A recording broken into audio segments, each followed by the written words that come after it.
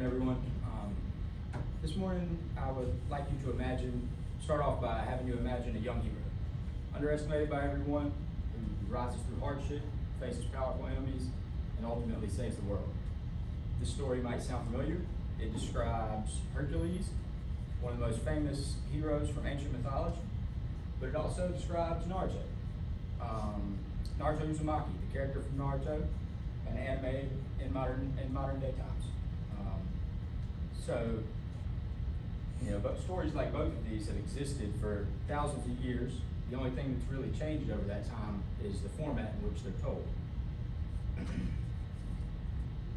So today I would like to expand on that and argue that modern mythology, or modern anime, should be recognized, even taught as contemporary mythology, because it serves the same cultural, moral, and storytelling roles as traditional mythology. So again, like I said, anime fulfills the same roles as mythology. It functions just like mythology in purpose and structure. For centuries, myths have helped societies explain the world, teach lessons, moral lessons, and reflect cultural values. One of the most influential scholars of mythology, Joseph Campbell, he wrote the book, The Hero with 1,000 Faces in 2008. He explains that many of these stories follow a shared structure known as the hero's journey. This journey includes several different steps, but as you can see, it includes stages like trials, adventure, transformation, and eventually triumph. What's fascinating is that anime follows, the exact same structure. So, take Naruto, for example. Naruto begins as an outcast, ignored, rejected by his community, but through perseverance, struggle, and personal growth, he becomes a hero who protects his world. Or you can consider Attack on Titan.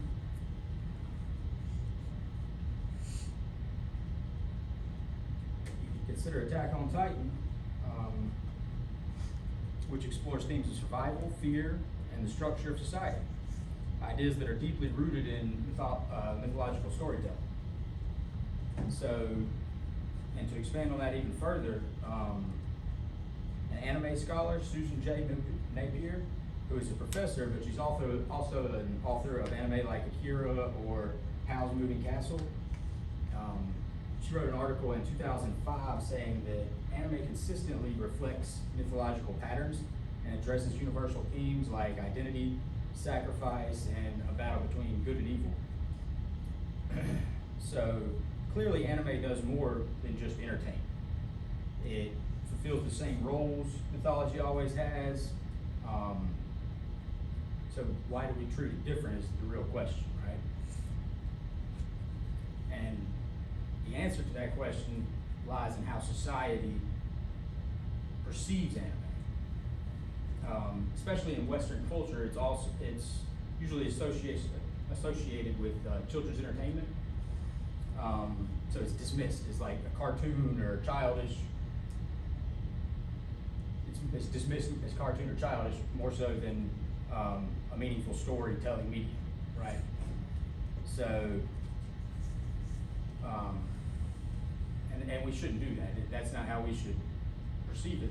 And Susan Napier, who we spoke about earlier, points out in another article that in 2005 that anime regularly explores complex and serious topics like war, morality, and human suffering. And also, for instance, Attack on Titan dives deeply into themes of war, oppression, moral ambiguity, and another one that we could talk about is Death Note. It raises philosophical questions like justice, power, corruption, issues that are just as profound as those found in classical literature or mythology. Yet despite this depth, anime is excluded from academic settings. The result is that students miss out on stories that are not only meaningful, but also highly relatable to them and engaging for modern audiences.